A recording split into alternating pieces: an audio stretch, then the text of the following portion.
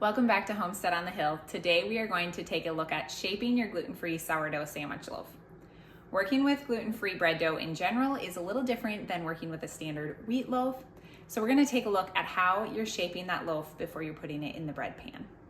All right, friends, when you first get done mixing your bread dough together, it's going to look something like this, maybe even a little thinner depending on how long you let that psyllium husk set. And we are just going to go ahead and form this into a ball or pile shape.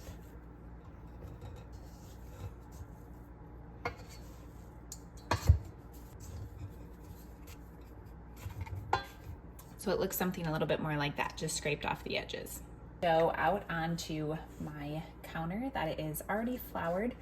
I am using a flour blend here, but you could go ahead and use your brown rice flour, your sorghum flour, really whatever flour you would like to utilize for the outside. I'm gonna go ahead and sprinkle some flour over the top of that dough.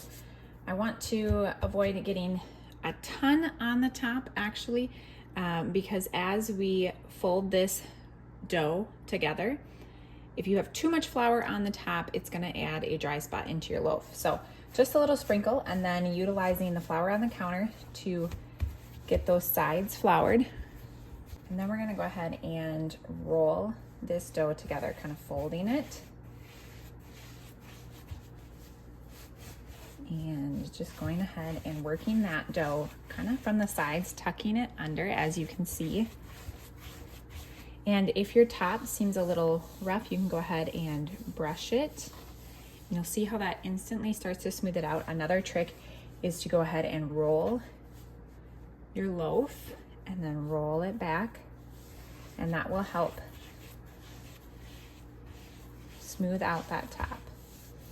So now we have a nice loaf shape. We're going to tuck in the sides so that it's a long loaf shape since we're making a sandwich loaf today. We'll go ahead and brush the edges of it so that the top is nice and even.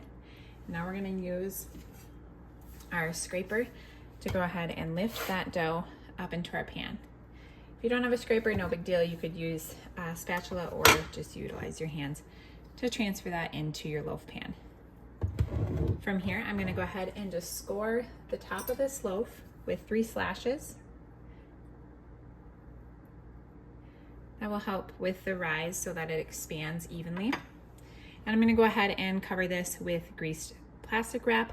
You could also utilize a wet towel. I personally prefer using greased plastic wrap. I like to use the proof setting on my oven for letting my bread rise. You could also just leave it on your counter. Just note your rise time will be longer if you have it on the counter, and will be shorter if you are using a warm environment like a proof setting on an oven. As always, if you like this video, I would so appreciate it if you would give it a thumbs up and hit the subscribe button and come back for more gluten-free sourdough videos.